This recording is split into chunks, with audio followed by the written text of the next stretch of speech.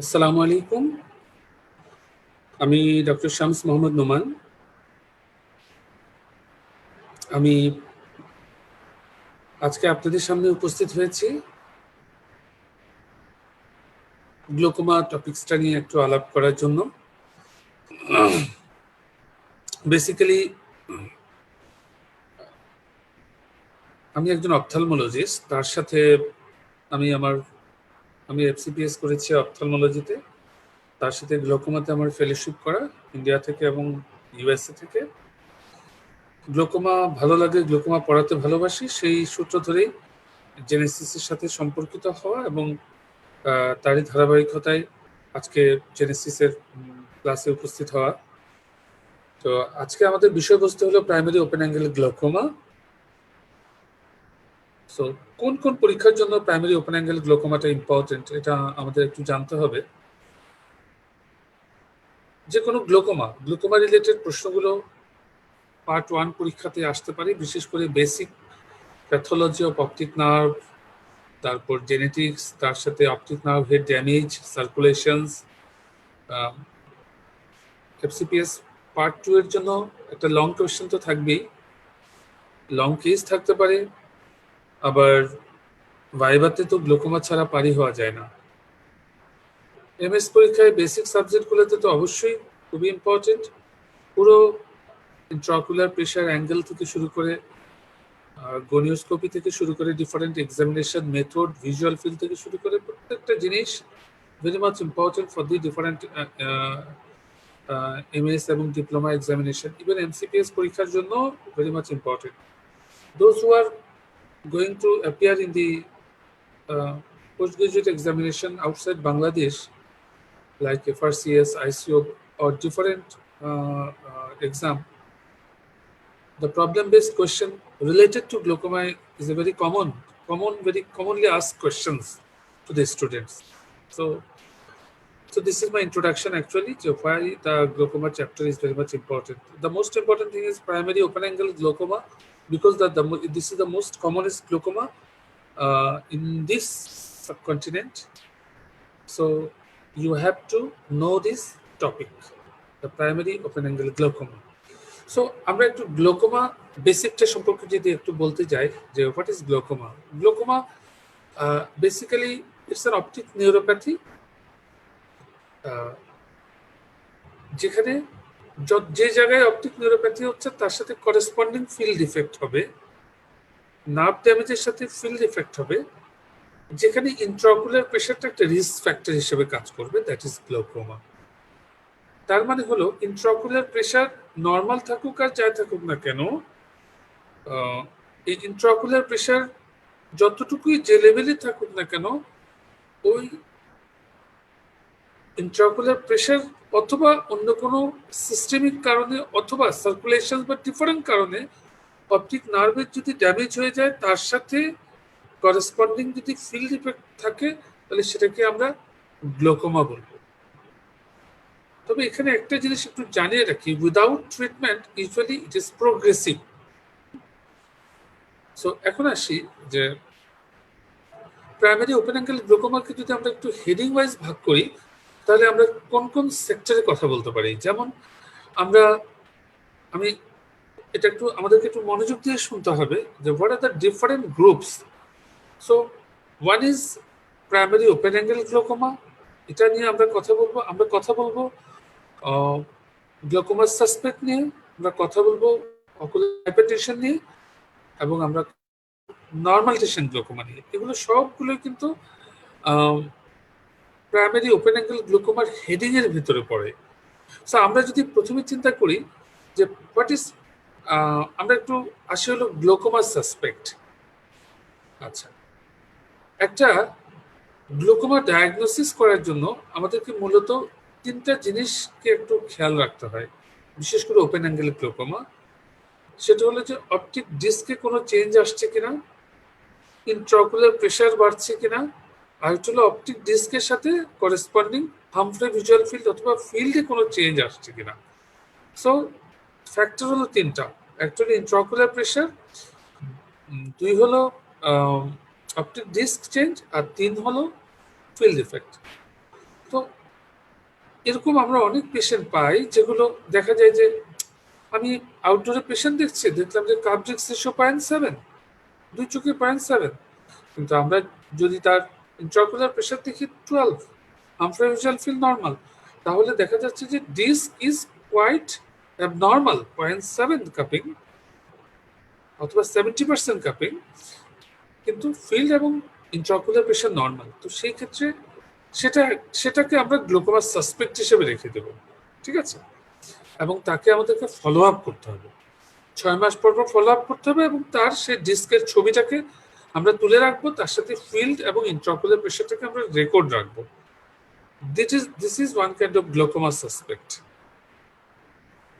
এখন আসি যে দেখা যাচ্ছে যে ডিস্ক ইজ নর্মাল, কিন্তু হামফ্রে ভিজুয়াল ফিল্ড একটা অ্যাবনর্মাল চেঞ্জ আসছে, অথবা ফিল্ড ইফেক্টটার একটা অ্যাবনর্মাল, তো ডিস্কে খুব একটা কোনো চেঞ্জ নাই, আবার ইন্ট্রাঅকুলার প্রেশার নর্মাল, তো সেটাও কিন্তু গ্লুকোমা সাসপেক্ট। আবার দেখা গেল ডিস্ক নর্মাল, ফিল নর্মাল, কিন্তু ইন্ট্রাঅকুলার প্রেশার বেশি, ইন্ট্রাঅকুলার প্রেশার দেখা যাচ্ছে 30, কিন্তু ডিস্ক নর্মাল, ফিল নর্মাল। তো ইন্ট্রাঅকুলার প্রেশার বেশি কিন্তু নার্ভ যেহেতু ড্যামেজ দেয়, সেটাকে আমরা গ্লুকোমা বলতে পারছি না, সো এটাকেও আমরা গ্লুকোমা সাসপেক্ট হিসেবে রেখে দিতে পারি। তাহলে গ্লুকোমা সাসপেক্ট হলো অ্যাবনর্মালিটি, হয় অ্যাবনর্মালিটি ইন দি ডিস্ক, অথবা অ্যাবনর্মালিটি ইন দি ফিল্ড, অথবা abnormality in the intraocular pressure. যে কোনো তিনটার যে কোনো একটাই যদি গ্লুকোমার মতো চেঞ্জ থাকে, তাহলে সেটাকে আমরা বলবো গ্লুকোমা সাসপেক্ট। তবে তাহলে এই যে তিনটা জিনিস, একটা পেশেন্টের এ ধরনের গ্লুকোমা সাসপেক্ট যদি থাকে, তাহলে আমাদের কি করা উচিত? তিনোটা টেস্ট করে ফেলতে হবে, করে ডকুমেন্টেশন হিসেবে রেখে দিতে হবে, এবং তাকে 6 মাস পর পর ফলো আপ করতে হবে, যে ফিল্ড যতটুকু ডিফেক্ট হলো তার সাথে করেসপন্ডিং ডিস্ক ড্যামেজ হচ্ছে কিনা 6 মাস পরে আমরা এটা টেস্ট করে দেখব। তার মানে তাকে আমরা তিনোটা টেস্ট করে দিব, করে রাখার পরে 6 মাস পর পর আমরা ফলো আপ দেবো, যে একটার বেশি, একটা তো অ্যাবনর্মাল আছে, দ্বিতীয় কোনো মানে ডিস্কের সাথে সাথে ফিল্ডও অ্যাবনর্মাল হচ্ছে কিনা, তাহলে সেটা তখন আমরা গ্লুকোমা সাসপেক্ট বলবো না, তখন এটা গ্লুকোমাতে চলে যাবে, ঠিক আছে? সো গ্লুকোমা সাসপেক্টের ট্রিটমেন্ট হলো যে তাকে তিনোটা টেস্ট করা, এবং তিনোটা টেস্ট বলতে disc photo, Humphrey visual field, intraocular pressure, এবং তার সাথে 6 মাস পর পর ফলো আপ করা। এখন এই কথার সূত্র ধরে আমি একটু আসছি যে এর মধ্যে দেখা যাচ্ছে যে ইন্ট্রাঅকুলার প্রেশার বেড়ে যাচ্ছে, কিন্তু বাকিটুকু নর্মাল, সেটাকে আমরা গ্লুকোমা সাসপেক্ট বলছি। গ্লুকোমা সাসপেক্টে যেখানে ইন্ট্রাঅকুলার প্রেশারটা বেশি থাকে কিন্তু বাকি দুটো প্যারামিটার নর্মাল, সেই ক্ষেত্রে আমরা এটাকে কিন্তু আবার অকুলার হাইপারটেনশন নামেও আমরা আমরা নাম দিতে পারি, বা definition is ocular hypertension where the intraocular pressure is more than the normal value with normal Humphrey visual field or field and normal cup disc ratio. So in this sense, this is called the ocular hypertension. Okay, fine, ocular hypertension. So what is those patients who have the ocular hypertension, what you have to do? The same thing, like the glaucoma suspect, you have to do the follow-up 6 monthly, and you have to test the 3 parameters. Very, very important to see the further damage or 2 or 3 parameter involvement. But এখানে একটা জিনিস পরীক্ষার জন্য খুব important, for all exams, ocular hypertension treatment study. Ocular hypertension কারো যদি 40 intraocular pressure থেকে রাখে কিন্তু বাকি সব নর্মাল, আমি তাকে রেখে দেবো? No. Ocular hypertension treatment study is very much important. এখানে বলা আছে যে কোন কোন ক্ষেত্রে আমরা অকুলার হাইপারটেনশনে অ্যান্টি গ্লুকোমা মেডিকেশন দেব, চোখের প্রেশার বেশি না হোক, গ্লুকোমাটাস ড্যামেজ। প্রথম কথা হলো কারো যদি ফ্যামিলি হিস্ট্রি থাকে, কারো যদি মায়োপিয়া থাকে, তারপর কারো যদি কাপ ডিস্ক রেশিও বেশি থাকে, সে যদি বিশেষ করে যদি নিগ্রো হয়, বিশেষ করে আফ্রিকান বা আফ্রো আমেরিকান নিগ্রো হয়, সেই ক্ষেত্রে কারো family history myopia, cup disc ratio একটু বেশি কিন্তু গ্লুকোমাটাস না, কাপ ডিস্ক রেশিও নর্মালের চেয়ে একটু বেশি কিন্তু গ্লুকোমাটাস চেঞ্জ না, myopia এবং race is if it is a black race অথবা ডার্ক রেস যদি থাকে সেক্ষেত্রে আমরা অ্যান্টি গ্লোকোমা মেডিকেশন শুরু করবো। This is ocular hypertension treatment study protocol, এটাই বলে, ইটস দ্য বেসিক। আমরা অতটুকু বলতে পারলেই হবে। তাহলে আমরা অলরেডি গ্লোকোমা সাসপেক্ট নিয়ে আলাপ করলাম, আমরা আলাপ করলাম অকুলার হাইপারটেনশন নিয়ে। আমরা এখন আলাপ করতে চাই যে প্রাইমারি ওপেন অ্যাঙ্গেল গ্লোকোমা নিয়ে। So primary open angle glaucoma আমাদের বাকি রইল primary open angle glaucoma, normal station glaucoma. আসি প্রাইমারি ওপেন অ্যাঙ্গেল গ্লোকোমা। দেখেন প্রাইমারি ওপেন অ্যাঙ্গেল গ্লোকোমা হলো যে আমি যে বললাম ডিস্ক চেঞ্জ, ফিল্ড চেঞ্জ এবং ডিস্ক চেঞ্জ, ফিল্ড চেঞ্জ এবং যেটা বললাম ইন্ট্রাঅকুলার প্রেশার চেঞ্জ, এই তিনটা প্যারামিটার যখন ইনভলভ হবে, মানে ইন্ট্রাঅকুলার প্রেশার বেশি থাকবে, ডিস্ক চেঞ্জ থাকবে, গ্লোকোমাটাস চেঞ্জ, এবং তার সাথে করেসপন্ডিং ফিল্ড ইফেক্ট থাকবে, তখন আমরা এটাকে বলবো। এবং অ্যাঙ্গেল অবশ্যই ওপেন থাকতে হবে, অ্যাঙ্গেল ওপেন থাকতে হবে, যেটা আমরা গনিওস্কোপি করি অথবা আমরা শেফার্স অ্যাঙ্গেল গ্রেডিংও আমরা দেখতে পারি। সেটা যাই হোক, অ্যান্টি চেম্বারের ডেপথ যদি নর্মাল থাকে, ইন্ট্রাঅকুলার প্রেশার যদি বেশি থাকে এবং হামফ্রে ভিজুয়াল ফিল্ড অথবা ফিল্ড চেঞ্জ যদি থাকে এবং তার সাথে যদি ডিস্ক ড্যামেজ থাকে, তখন আমরা এটাকে প্রাইমারি ওপেন অ্যাঙ্গেল গ্লোকোমা বলবো। আচ্ছা, এখন আসি যে প্রাইমারি ওপেন অ্যাঙ্গেল গ্লোকোমাতে একটা কথা বলা আছে যে ইন্ট্রাঅকুলার প্রেশারে আমরা কখন দেখব, বা এটা আসলে এটা কাউকে পরীক্ষা জিজ্ঞেস করে যে ইন্ট্রাঅকুলার প্রেশার আমরা কখন দেখব, বলা হচ্ছে যে আমি দুবার সাকসেসিভ দেখব। দুবার সাকসেসিভ দেখার পরেও ইন্ট্রাঅকুলার প্রেশার যদি বেশি থাকে, মোর দেন 21 millimeter of mercury, normal intraocular pressure is 10 to 21 millimeter of mercury, এবং if it is more than 21 millimeter of mercury with two successive intraocular pressure check, in that case with corresponding disc damage and field effect, then it is primary open angle glaucoma. But prior you have to confirm that this is an open angle. This is very much important. So primary open angle glaucoma, okay fine. কাদের হয় primary open angle glaucoma আমরা জানি, এগুলো প্রত্যেকটা জিনিস part ওয়ানের জন্য খুব important. Primary open angle glaucoma মূলত হলো কিছু রিস্ক ফ্যাক্টর আছে, বিশেষ করে যাদের diabetes, hypertension, cardiovascular disease, cerebrovascular disease, এটা কিছু সিস্টেমিক রিস্ক ফ্যাক্টর আছে। তারপর যেমন যাদের রেস একটু ব্ল্যাক, যাদের রেস, যাদের গায়ের রং একটু কালো তাদের একটু হতে পারে, যাদের ফ্যামিলি হিস্ট্রি থাকে তাদের হতে পারে, যারা মাইনাস পাওয়ারের চশমা ইউজ করে মানে মায়োপিক, তাদেরও প্রাইমারি ওপেন অ্যাঙ্গেল গ্লোকোমা হতে পারে। So these are some risk factors যেটাতে। আচ্ছা, আমি এক্ষেত্রে একটা কথা বলি, এটা পার্ট ওয়ান পরীক্ষা থাকে যে 6 to 21 millimeter of mercury, এটাকে কেন নর্মাল ইন্ট্রাঅকুলার প্রেশার বলা হয়?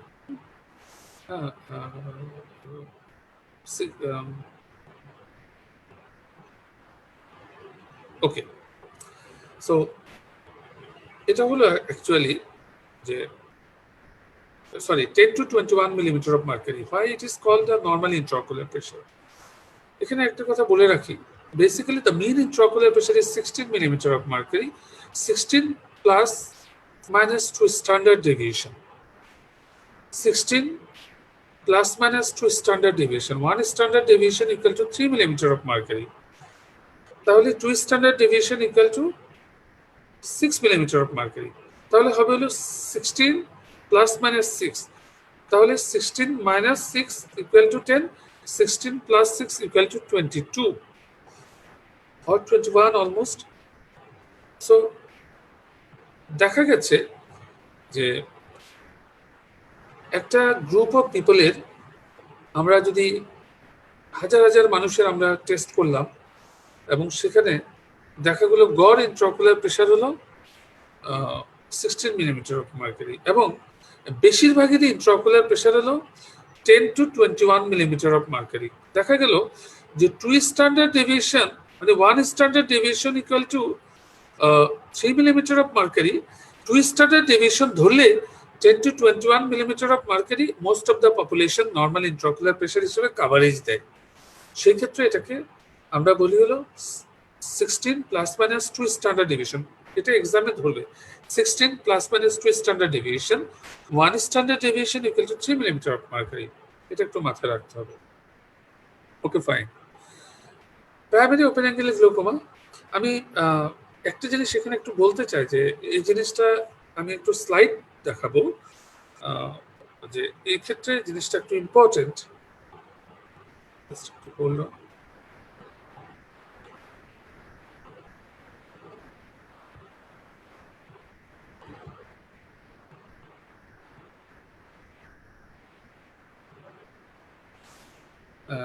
আমার স্লাইড কি ভিজিবল?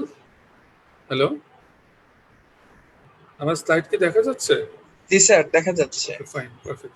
সো আমি একটু ডিস্কটা একটু বলি, যে যেটা খুব বেশি ইম্পর্টেন্ট, এবং প্রাইমারি ওপেন অ্যাঙ্গেল গ্লোকোমার মধ্যে পুরো অংশ জুড়েই ডিস্কের অ্যানাটমি এবং disc is very much important for the part 1 examination, part 2 and very basic. If you know the disc then you know glaucoma, because এই ডিস্ক দেখেই শুধুমাত্র গ্লোকোমা ডায়াগনোসিস করা সম্ভব।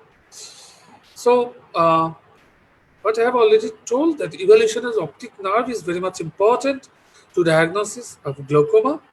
And what is the thing is actually what I have shown in the arrow.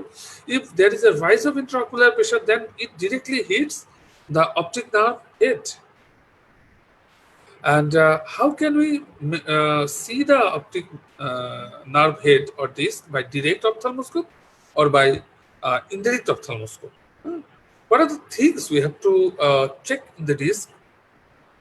Like optic disc size and shape, optic cup size and shape, cup disc ratio, laminar fibrosa visibility, neuroretinal rim, optic disc color, peripapillary region, optic disc vessels configuration, peripapillary nerve fiber layer, etc. Those are the 9 important things you have to check during disc evaluation.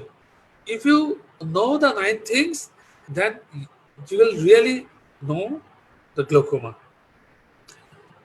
So normal optic disc is vertically oval. This is very much important. Average diameter is 1.5 millimeter of mercury, but vertically diameter is 1.1 millimeter is more, the vertical diameter. Okay, 5 to 10% larger than the horizontal. So vertical diameter is 5 to 10% larger than the horizontal diameter. And it varies, like in the large eye, the large optic disc, myopic eye, large optic disc. এবারে 5 ডায়াপ্টারের বেশি যদি myopia হয় তাহলে ডিসটা কিন্তু বড় হয়ে যাবে। হ্যাঁ, এবং 5 ডায়াপ্টারের নিচে যদি হাইপারোপিয়া থাকে ডিস্ক কিন্তু ছোট হয়ে যাবে। তো এটাও একটা পার্ট 1 জন্য ইম্পর্টেন্ট একটা প্রশ্ন। এছাড়া আফ্রিকান দের একটু ডিসটা বড় থাকে, এশিয়ানদের কারো কারো ক্ষেত্রে বড় থাকে। আচ্ছা, shape is also what আমি বলেছি যে normal shape is usually round, but it is আমি আমরা ডিস্ক বলেছি, এখন আমরা কাপ বলি। Cup, what is cup? আমরা বলেছি যে vertically 5 to 10% larger in case of disc. But what about the cup within the disc? It is horizontally a little bit larger than the vertical. Okay, horizontal diameter is usually 7% larger than the vertical. So disc is vertically oval, cup is horizontally oval. And what is the cup disc ratio? Usual the area comparison between the disc and cup is called the cup disc ratio.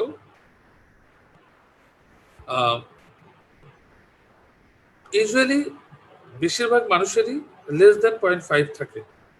কিছু কিছু মানুষের more than 0.5 থাকতে পারে 10% এর ক্ষেত্রে, less than 10 or 10% এর ক্ষেত্রে কারো কারো থাকতে পারে normal. The area surrounding the cup, the area surrounding the cup is called the neuroretinal rim. আমরা যদি পুরো ডিসটা দেখি, মাঝখানে কাপটা রইলো, আমি যদি এখানে একটু দেখাই কার্সার দিয়ে, এটা হলো ডিস, এই যে কার্সারটা ঘুরছে, আর এটা পুরোটা হলো কাপ। তাহলে ডিস্কের মার্জিন হলো এটা, হ্যাঁ, আর ডিস্কের মার্জিন হলো, সরি, কাপের মার্জিন হলো এটা সাদাটা, কাপের মার্জিন হলো সাদাটা, আর ডিস্কের মার্জিন হলো এই লালটা। তো the the the area between the cup margin and disc margin is called the neuroretinal rim. Neuroretinal rim usually নিচেরটা একটু বড় থাকে, ইনফিরিয়র বড় দেন দ্য সুপিরিয়র, আইএস, তারপর নাজাল, তারপর টেম্পোরাল। এটাকে বলে isn't, ISNT, isn't rule follow করে। এটা খুব ইম্পর্টেন্ট পার্ট 1 পরীক্ষার জন্য। ইজেন্ট রুল ফলো করে। আর average neuroretinal rim diameter is 1.5 to 2 millimeter square millimeter, and so you have to think that almost 90% cases the disc follows the isn't rule. Inferior rim is greater than the superior, nasal rim is greater than the temporal. So red tree photograph, it's a black and white photograph. If you do the black and white photograph or red tree photograph, we can see there is some radial nerve fiber layer around the disc, and it is called the nerve fiber layer. So these are the basic structure of the disc. So what about the glaucoma? In the glaucoma, the cup-disc ratio will be increased. This is the normal cup, and here is the cup-disc ratio is increased. So this is one kind of change in the vertical enlargement of the cup, is one of the sign of the glaucoma. So this is the normal cup and the enlargement of the cup.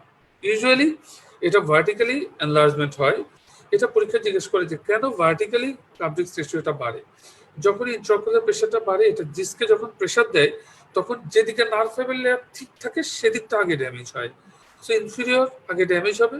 Inferior যদি damage হয় তাহলে superior field defect হবে আগে, হ্যাঁ, এরপরে damage হবে হলো ISNT rule, তারপর সুপিরিয়র ড্যামেজ হবে, এরপর ইনফিরিয়র ফিল্ড ডিফেক্ট হবে। তার মানে হলো inferior damage then superior damage, এই জিনিসটা। তার মানে হলো ভার্টিক্যাল ডিস্ক ড্যামেজটা আগে হবে, কারণ ভার্টিক্যালি নিউরোরেটিনাল রিমটা বেশি ঠিক। আগে ইনফিরিয়র তারপর superior. Asymmetry of the disc, আমরা যদি দেখি কারো এক চোখে 0.7 আর এক চোখে 0.9, তাহলে সেটাও আমাদেরকে চিন্তা করতে হবে। এই অ্যাসিমেট্রি যদি 0.2 এর বেশি থাকে তাহলে সেটাও আমাদেরকে গ্লোকোমাটাস চেঞ্জ হিসেবে ধরে নিতে হবে। Asymmetry of the cup size, not a disc, cup size. Alteration of the laminar cribrosa, আমরা যদি দেখি যে আমরা জানি যে হাজার হাজার নার্ভস অপটিক নার্ভের ভিতর দিয়ে পাস করছে। তো হোয়াট ইজ অপটিক নার্ভ, কিসের মধ্যে দিয়ে পাস করছে? আসলে স্ক্লেরা, তো পিছনে কি থাকে? স্ক্লেরা, পুরোটা জুড়েই থাকে স্ক্লেরা। স্ক্লেরার সবচেয়ে থিনেস্ট পোর্শন হলো, যেদিক দিয়ে অপটিক নার্ভ পাস করছে সেটা হলো সবচেয়ে থিনেস্ট পোর্শন, কাগজের মতো। এটাকে বলে ল্যামিনার ক্রিব্রোসা, ক্রিব্রিফর্ম ল্যামিনার ক্রিব্রোসা। এবং হাজার হাজার ফুটো থাকে, ফুটোর ভিতর দিয়ে নার্ভগুলো বের হয়ে আসে। তো নার্ভ ফুটো তো ফুটোই, আল্লাহ তাআলা তো ফুটো করে দিয়েছেন। যদি নার্ভ ড্যামেজ হয়ে থাকে তাহলে দেখা যাচ্ছে একটা ফুটোর ভিতর দিয়ে 100 নার্ভ পাস করার কথা, যেহেতু নার্ভ ড্যামেজ হয়ে গেছে ওখান দিয়ে 10টা নার্ভ পাস হচ্ছে, তাহলে ফুটোটা এক্সপোজ হয়ে গেল না?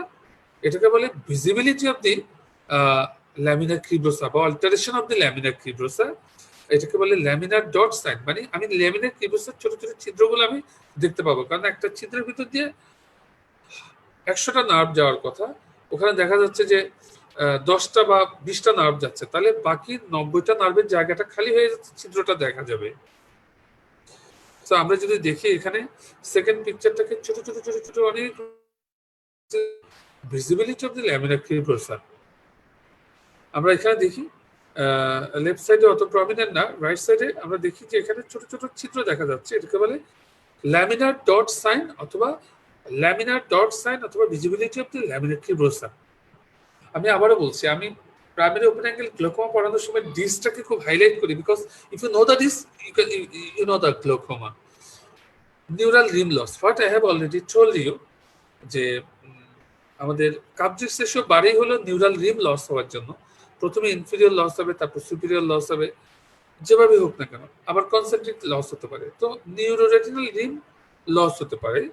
তো সেটা জেনারেলাইজ পুরো নিউরোরেটিনাল লিম্বটাই ড্যামেজ হতে পারে, একসাথে সুপিরিয়র ইনফিরিয়র নাসাল টেম্পোরাল একসাথে ড্যামেজ হতে পারে। দেখা যাচ্ছে যে একসাথে ডিসটা কাপটা আস্তে আস্তে বড় হচ্ছে চারিদিক থেকে সমানভাবে, এটাকে বলে জেনারেলাইজ ডিফিউজ রিম লস। তারপর ফোকাল রিম লস হতে পারে, এটা খুব ইম্পর্টেন্ট। এই যে ইনফিরিয়র, আমরা একটু আমার কার্সারটা একটু দেখুন আপনারা, এখানে দেখেন ইনফিরিয়র রিমটা লস হচ্ছে, যার ফলে ইনফিরিয়র কাপটা নিচের দিকে চলে গেল। হ্যাঁ, এখানে রিম লস হওয়ার কারণে, তো এটাকে বলে, এই কাপ যে নিচের দিকে চলে গেল ডিউ টু রিম লস, এটাকে বলে নচিং। এই যে কাপটা আরো বড় হয়ে গেল, আরো রিম লস হলো, কাপটা আরো নিচে চলে গেল, নচিং। এবং একটা সময় এটা একদম মার্জিন টাচ করলো, নচিং। তাহলে gradual enlargement of the notching, inferior notching. So if it is less than 60 degree, এই যে এই এরিয়াটা যদি 60 ডিগ্রি ভিতরে থাকে, দেন এটাকে আমরা বলবো notching. and if it is more than the 60 degree, then এটাকে আমরা বলবো থিনিং। আমি আবারও বলছি, এই নচিংটা যদি 60 ডিগ্রির ভিতরে হয় তাহলে আমরা এটাকে নচিং বলবো। এই যে নার্ভ ফাইবার ড্যামেজটা, if it is more than 60 degree, then এটাকে আমরা বলবো থিনিং। এটা অনেক বড় এরিয়া জুড়ে হবে, এটাকে বলবো থিনিং। এটা এক পোলে হতে পারে, দুই পোলে হতে পারে। এক পোলে হলে আমরা বলবো ইউনিপোলার থিনিং অর নচিং, দুই পোলে হলে বাইপোলার থিনিং অর নচিং। আমরা যদি ডিসটা দেখি, এখানে আমরা দেখি যে এই পাশে এই যে ব্লাড ভেসেলটা, এই ব্লাড ভেসেলটা এখানে এসে আর দেখা যাচ্ছে না, তার মানে এটা ভেতরে ঢুকে গেছে।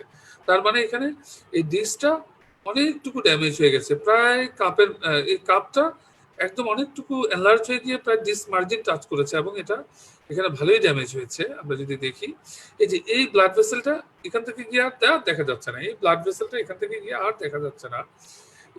তার মানে হলো এটা ভেতরে ঢুকে গেছে, কাপের ভেতরে ঢুকে গেছে। একটা ব্লাড ভেসেল তো হুট করে শেষ হতে পারে না, তার মানে এটা ভিতরে, সাডেনলি এটা ভিতরে ঢুকে গেছে। মানে একটা কলসির মতো যদি চিন্তা করি, একটা ডেকচির মতো যদি চিন্তা করি, কাপটা হলো অনেকটা সেরকম। ডেকচির মার্জিন ফলো করে করে এই ব্লাড ভেসেলটা ভেতর দিকে ঢুকে গেছে, যেটা আমি উপর থেকে দেখতে পাচ্ছি না। So it's a very severe damage. So what I have already told you in the retinal rim configuration, ISNT rule follow করে গ্লোকোমাতে ইজেন্ট্রুলটা ব্রেক হয়ে যাবে। ডিস প্যালোর, ডিসটা পেল হয়ে যাবে, this is also sign of the glaucoma. এবং ডিস পেল আর কিসে কিসে হয়, অপটিক নিউরোপ্যাথিতে হয়। অপটিক নিউরোপ্যাথি, যেটা অপটিক নিউরাইটিস অথবা অপটিক অ্যাট্রফি, এগুলো তো ডিস পেল হয়, গ্লোকোমাতেও হতে পারে। বাট গ্লোকোমাতে most important thing is the cupping, not the pallor. Pallor is the associated feature but not the main feature. So আমরা যদি দেখি যে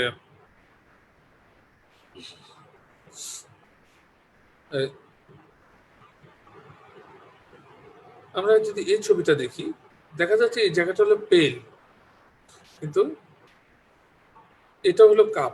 কাপ কিন্তু এটা, কারণ এই যে ব্লাড ভেসেল গুলোর মধ্যে যে একটা চেঞ্জ দেখা যাচ্ছে এই মার্জিনে। সুতরাং পেলোর এবং এখানে পার্ট ওয়ানের জন্য এটা খুব ইম্পর্টেন্ট। গ্লোকোমাতে পেলোর এবং কাপিং দুটো কোয়েনসাইড নাও করতে পারে। ট্রু আর ফলস? এটা কোয়েনসাইড করে কি করে না, এটা নাও করতে পারে, করতেও পারে নাও করতে পারে। সবসময় করবে এটা হলো ফলস, নো। যেমন এখানে দেখা যাচ্ছে আমার কাপটা হলো এখানে, কিন্তু পেলোরটা শুধুমাত্র এখানে। কাপ আমার এখানে, এটা আমি কি করে বুঝবো? কারণ এই জায়গায় যদি ব্লাড ভেসেলের চেঞ্জ, যেমন এই ব্লাড ভেসেলটা এখান থেকে এসে দেখা যাচ্ছে না, তার মানে এখানে তার কাপটা আছে।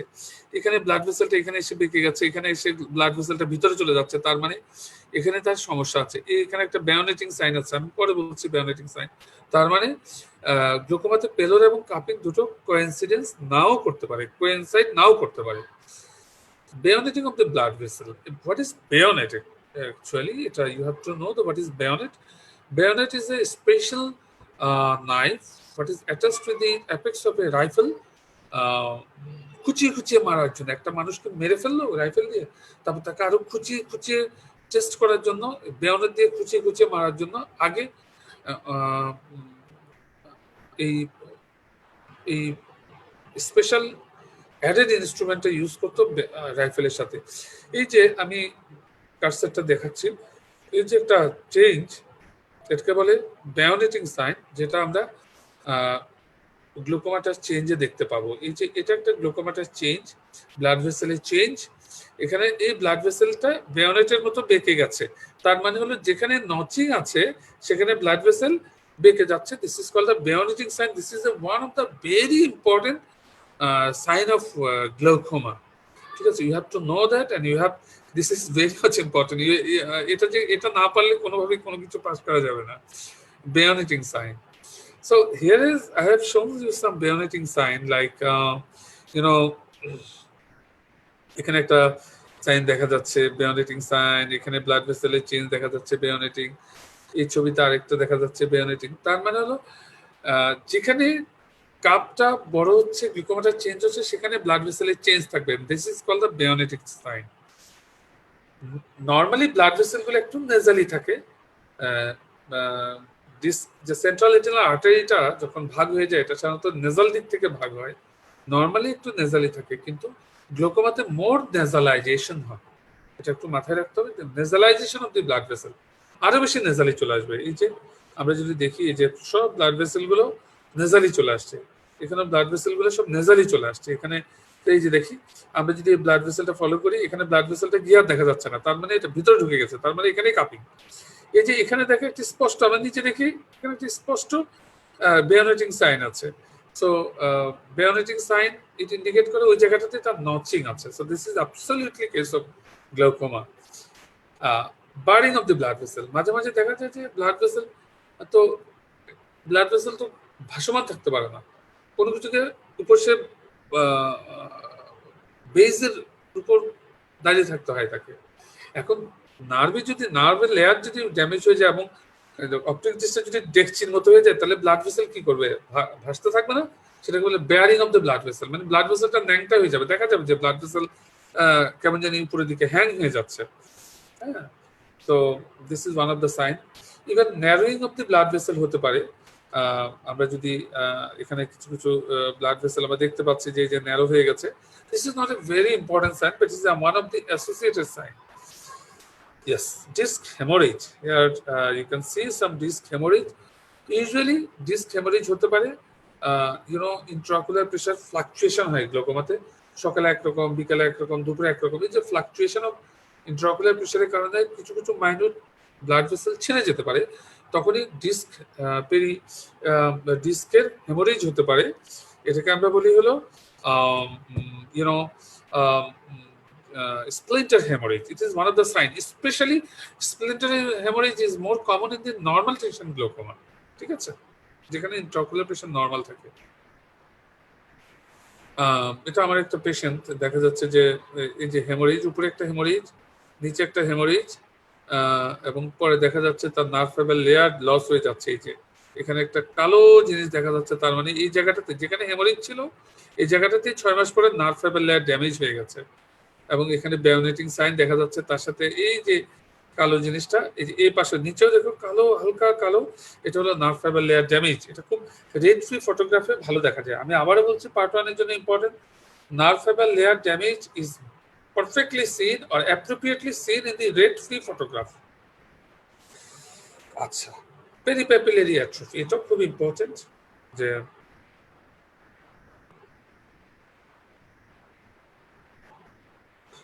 পেরিপ্যাপিলারি অ্যাট্রফি কিসে কিসে থাকে? মায়োপিয়াতে থাকতে পারে, গ্লোকোমাতে থাকতে পারে, ট্রমাতে থাকতে পারে, অনেক কারণে পেরিপ্যাপিলারি অ্যাট্রফি হয়। তো গ্লোকোমাতে পেরিপ্যাপিলারি অ্যাট্রফি থাকে সাধারণত, এবং এই পেরিপ্যাপিলারি অ্যাট্রফিটা দুই ভাগে ভাগ করা হয়, একটা হলো আলফা জোন, একটা হলো বেটা জোন। হ্যাঁ, মোস্ট আলফা জোনটা হলো একটা পিগমেন্টেড পোর্শনটা, যেটা মোস্ট বাইরের যে পিগমেন্টেড পোর্শনটাকে আমরা বলবো আলফা জোন, আর ভিতরে যে সাদা পেরিফেরাল পেরিপ্যাপিলারি অ্যাট্রফি, এটাকে বলবো আমরা বেটা জোন।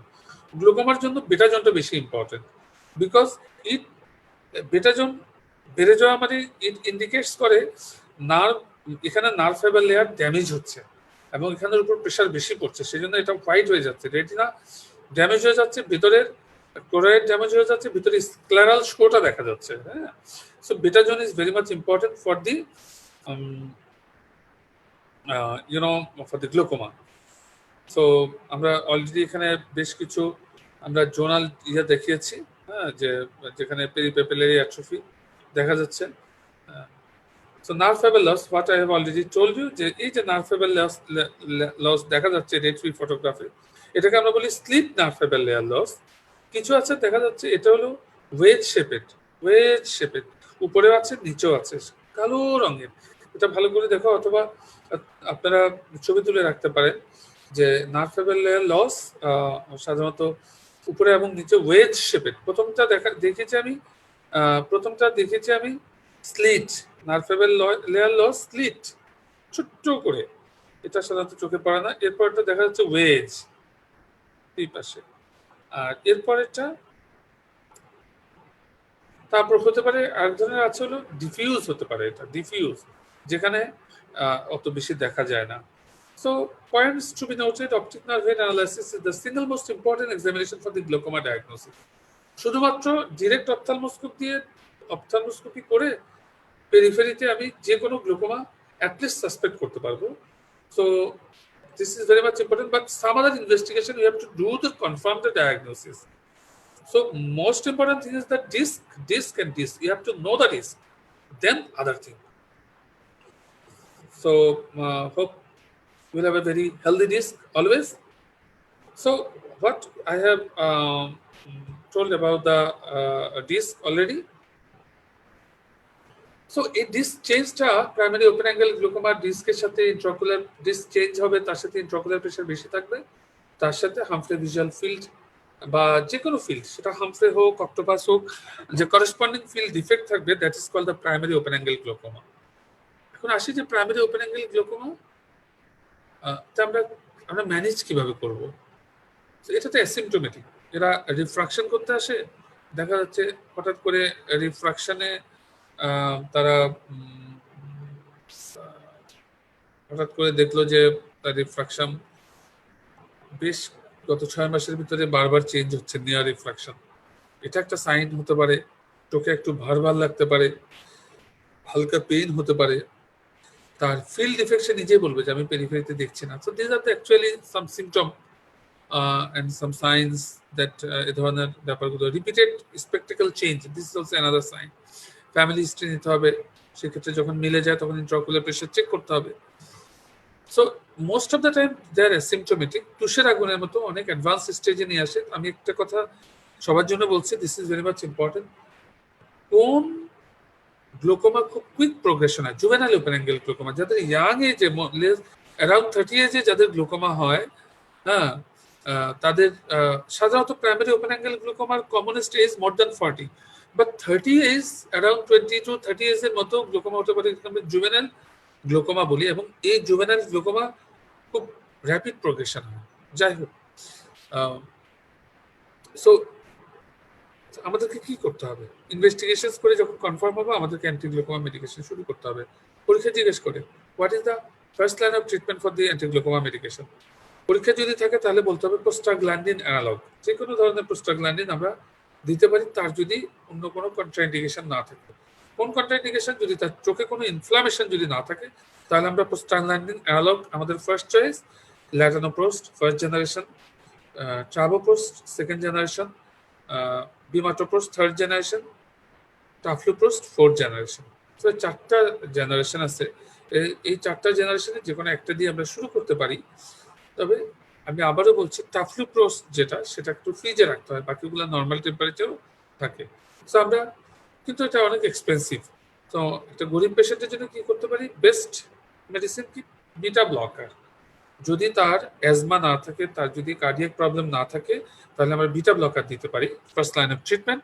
বাট পরীক্ষা জিজ্ঞেস করলে বইপত্রে যেটা আছে যে প্রোস্টাগ্ল্যান্ডিন অ্যানালগ, তো আমরা একটা মেডিসিন দিয়ে শুরু করতে পারি, 2টা মেডিসিন দিয়ে শুরু করতে পারি, তাকে ফলো আপ দেবো, 1 মাস পর পর তাকে ফলো আপ দেবো, তার প্রেশার কমছে কিনা। 2-3টা মেডিকেশন দেওয়ার পরেও আমরা তাকে প্রথমে 1 মাস ফলো আপ দেবো। প্রেশার যদি বেশি হয় তাকে আমরা লং ফলো আপ দেবো না, প্রেশার অনেক বেশি 40, সেক্ষেত্রে 2 সপ্তাহ পরে ফলো আপ দেবো। আমরা 1টা 2টা 3টা মেডিকেশন দেবো, দরকার হলে 2 সপ্তাহ পরে ফলো আপ দেবো। It is depends on actually. If it is a chronic case, first case, অনেক বেশি প্রেশার, তাকে খুব আর্লি ফলো আপ দিতে হবে আফটার 15 ডেজ। তারপর যদি ইন্ট্রাকুলার প্রেশার দেখছি যে কমে আসছে, সেক্ষেত্রে আমরা 1 মাস পর পর ফলো আপ দিই। একটা সময় যদি নর্মাল হয়ে আসে, তাহলে আমরা 3 মাস পরে ফলো আপ দিতে পারি। কোনোভাবে তার ইন্ট্রাকুলার প্রেশার কমলো না, then what you should do? You have to do the trabeculectomy, the glaucoma filtration surgery. This is very much important. The trabeculectomy is the my choice, but পরীক্ষায় আরো কিছু options আছে। পরীক্ষা যদি বলতে চায় তাহলে আমরা বলতে পারি আমরা সিলেক্টিভ লেজার ট্রাবিকুলোপ্লাস্টি করতে পারি, আমরা আর্গন লেজার ট্রাবিকুলোপ্লাস্টি করতে পারি। যদি এতেও যদি ইন্ট্রাকুলার প্রেশার না কমে, তাহলে আমাদেরকে সার্জারি ট্রাবেকুলেক্টমি করতে পারি। হ্যাঁ, সো কিছু কিছু ক্ষেত্রে দেখা যায় যে সিলেক্টিভ লেজার ট্রাবিকুলো প্লাস্টিক করেও প্রায় 15 to 20% ক্ষেত্রে ইন্ট্রাকুলার প্রেশার নর্মাল হয়ে যায়, but it needs a long trial to make it more established because it's very expensive instrument. তো যে ক্ষেত্রে ট্রাবিকুলেক্টমি যেখানে সাকসেস রেট অলমোস্ট 80%, সেই ক্ষেত্রে আমরা why not we'll do the surgery in this. যদি জিজ্ঞেস করে যে আমাদের মতো আর্থসামাজিক অবস্থায় what should be the perfect treatment for the primary open angle glaucoma, if it is drug is not respond, the answer is trabeculectomy, filtration surgery. এখন আমরা আসি হলো যে একটা আরেকটা পয়েন্ট রয়ে গেছে যে normal tension glaucoma, the same thing cup disc রেশিওতে এই যে যা যা ডিসটেন্স দেখালাম সবই থাকবে। স্পেশালি একটু আমি বলেছি যে নর্মাল টেনশন গ্লোকোমাতে স্প্লিন্টার হেমোরেজ, আমি যেটা দেখিয়েছি স্প্লিন্টার হেমোরেজটা থাকবে, তার সাথে ডিস্কের সব চেঞ্জই থাকবে, তার সাথে হামফ্রি ভিজুয়াল ফিল্ড চেঞ্জ থাকবে, করেসপন্ডিং ফিল্ড চেঞ্জ থাকবে, কিন্তু ইন্ট্রাকুলার প্রেশারটা নর্মাল হবে। এটাই হলো normal tension glaucoma, same risk factor, তবে এখানে একটু এজ লিমিটটা বেশি, একটু বেশি, অ্যারাউন্ড 50 এজের রোগীদের নর্মাল টেনশন গ্লোকোমা হয়। তাহলে ওখানে তো দেখা যাচ্ছে যে ইন্ট্রাকুলার প্রেশার বাড়ছে, সেই জন্য ওখানে চাপ দিচ্ছে বলে নার্ভ ড্যামেজ হচ্ছে। তো what is going on here? আচ্ছা, আমি এখানে একটা বেসিক প্যাথোলজি বলি। একটা গ্লোকোমাতে what is the basic pathology here? গ্লোকোমাতে নার্ভটা দুইভাবে কাটে, একটা ধারে কাটে, একটা হলো ভারে কাটে। তো ভারটা হলো ইন্ট্রাকুলার প্রেশার, ভারের কারণে নার্ভ ড্যামেজ হচ্ছে। আবার ইন্ট্রাকুলার প্রেশার বাড়ার কারণে অপটিক নার্ভ হেডের পারফিউশন কমে যায়। তখন কি হয়? তখন সে চিমসেয়ে যায়, তাহলে নার্ভ পুষ্টি চলে যায়। পুষ্টি যদি চলে যায় তাহলে কি হচ্ছে? আলটিমেটলি নার্ভটা উইক হয়ে যায়। তখন ইন্ট্রাকুলার প্রেশার আবার বাড়লে আরো বেশি ড্যামেজ হচ্ছে। তাহলে ইসচিমিক নার্ভ ড্যামেজ, আর একটা হলো mechanical nerve damage. So primary open angle গ্লোকোমাতে মেকানিক্যাল এবং ইসচিমিক দুটো ড্যামেজই হয়, কিন্তু নর্মাল টেনশন গ্লোকোমাতে ইউজুয়ালি ইসচিমিক ড্যামেজ হয়, কারণ প্রেশার তো নর্মাল, মেকানিক্যাল ড্যামেজ হওয়ার কথা না। সো ইউজুয়ালি যাদের সেরিব্রোভাস্কুলার প্রবলেম থাকে, বিশেষ করে আপার রিজিয়নে যাদের প্রবলেম থাকে, তাদের সাধারণত ভাস্কুলার, বিশেষ করে রেনল্ডস ফেনোমেনন আমরা পড়ে এসেছি এমবিবিএস এ, যে হাত পা শীতকালে কুঁচকে যায়, ঠান্ডা হয়ে যায়, বা হাত পা কুঁচকে যেতে থাকে, তো তাদের কি হয়? ভেজোকনস্ট্রিকশন হয়। তাদের টেন্ডেন্সিটা টেম্পারেচারের সাথে সাথে তাদের ব্লাড ভাস্কুলার কন্ট্রাকশন, এবং এছাড়াও দেখা যাচ্ছে যে তার বিশেষ করে রেনল্ডস ফেনোমেনা, তারপরে যারা রাতের বেলা অ্যান্টিহাইপারটেনসিভ মেডিসিন খায়, তাদেরও কিন্তু এ ধরনের চোখের পুরো ব্রেনের পারফিউশন কমে যেতে পারে, ইভেন চোখেরও পারফিউশন কমে যেতে পারে, তার সাথে ডিস্কের পারফিউশনও কমে যেতে পারে। সেই জন্য নর্মাল টেনশন রোগীদের ক্ষেত্রে আমরা বলি যে ডাক্তারের পরামর্শ নিয়ে রাতে অ্যান্টিহাইপারটেনসিভ না খেতে বলি, তাহলে পারফিউশন প্রেশার কমে যায়। তো সেই ক্ষেত্রে নর্মাল প্রেশারও দেখা যাচ্ছে তার অপটিক নার্ভ হেড ড্যামেজ হচ্ছে, সেটা নর্মাল টেনশন গ্লোকোমা। কিছু কিছু risk factor, extra risk factor আছে। মাইগ্রেন আছে কিনা এটা দেখতে হবে। মাইগ্রেন রোগীদের নর্মাল টেনশন গ্লোকোমা হওয়ার একটা টেন্ডেন্সি থাকে, বিকজ মাইগ্রেনে ইন্ট্রাসেরিব্রাল ভেজোকনস্ট্রিকশন হয়। সো সেই ক্ষেত্রে optic nerve is the part of the cerebral extension actually, so vasoconstriction ওখানে হতে পারে। So migraine is a risk factor. Raynaud's phenomena বলেছি, paraneoplastic syndrome এটা একটা রিস্ক ফ্যাক্টর।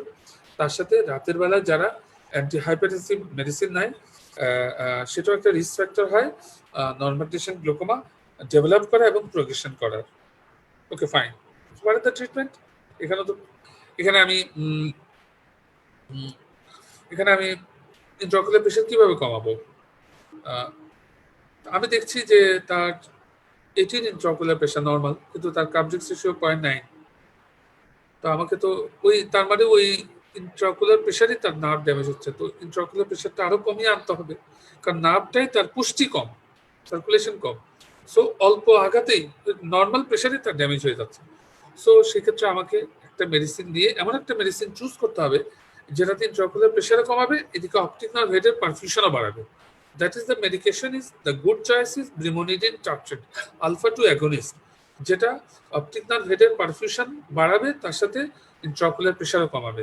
ব্রিমোনিডিন টার্ট্রেট, আমি আবারও বলছি, ব্রিমোনিডিন টার্ট্রেট alpha 2 agonist 0.1% is the best medicine for the normal tension glaucoma. The second choice is apraclonidine. Second choice is apraclonidine. So that is fine. Okay. So আমরা দেখলাম যে একটা দুটো মেডিকেশন দেওয়ার পরেও এটা 18 থেকে কমছে না, তার মানে তার ড্যামেজ হচ্ছে, ফিল চেঞ্জ হচ্ছে। সেই ক্ষেত্রে আমাদেরকে প্রয়োজনে ট্রাবিকুলোপ্লাস্টি করতে হবে, এবং ট্রাবিকুলোপ্লাস্টি যদি ফেল করে আমাদেরকে সার্জারিতে যেতে হবে, even though it is a normal tension glaucoma. আমি আবারও বলছি, যদি ক্যাটারাক্ট অ্যাসোসিয়েশন থাকে শুধুমাত্র ট্রাবিকুলেক্টমি করলে হবে না, তার সাথে ক্যাটারাক্ট সার্জারি করতে হবে। তার মানে হলো ট্রাবিকুলেক্টমি প্লাস ক্যাটারাক্ট সার্জারি দুটো একসাথেও করতে পারি, আলাদা আলাদাভাবেও করতে পারি। তবে I personally like to do the combined operation in a single session. এখানে আরেকটা কথা বলে নেই, যে টার্গেট প্রেশার বলে একটা কথা আছে, যে আমি আমি এটা এটা পরীক্ষা জিজ্ঞেস করেছি, what is target pressure? Target pressure is the pressure যে লেভেলে প্রেশারটা অ্যাচিভ করলে ফার্দার নার্ভ ড্যামেজ হবে না। তো target pressure is the pressure in which pressure if you will achieve, and after this achievement the further nerve fiber layer will not be nerve fiber damage will not be occurred. So this is called the target pressure. Usually target pressure is 30% reduction is good, is okay for the any kind of glaucoma. সাধারণত বলা হচ্ছে severe গ্লুকোমার ক্ষেত্রে 40%, moderate গ্লুকোমার ক্ষেত্রে 30%, and mild গ্লুকোমার ক্ষেত্রে 20%। এভাবে আমরা আন্দাজ করে টার্গেট প্রেশার ঠিক করতে পারি। আর তবে নর্মাল টেনশন গ্লুকোমাতে টার্গেট কি হতে পারে? So for the normal tension glaucoma target pressure is usually 30%। 30% reduction of intraocular pressure. Normal intraocular pressure তার ফার্স্ট প্রেজেন্টেশনে যে ইন্ট্রাকুলার প্রেশার, তার থেকে 30% যদি আমি ওভারঅল রিডাকশন করতে পারি, তাহলে আমার টার্গেট প্রেশার ইউজুয়ালি অ্যাচিভ হয়ে যায়। ঠিক আছে? So this is all about the primary open angle glaucoma. I think I have covered each and everything. These are really very much important, and thank you to all the students for your patience hearing, and I'm really very much delighted to be the part of you, to the part of the Genesis tutorial, Genesis Online University. And I'm really happy to be with you, and I am inviting you in one of my webinar, international webinar on glaucoma management tomorrow. You can see in my page, in different group, in ophthalmology page. This is my kind invitation towards you. Please see how the internationally they are managing glaucoma, what is the condition of the glaucoma, what is the management protocol of the glaucoma, what is the advanced management in the glaucoma. Thank you so much.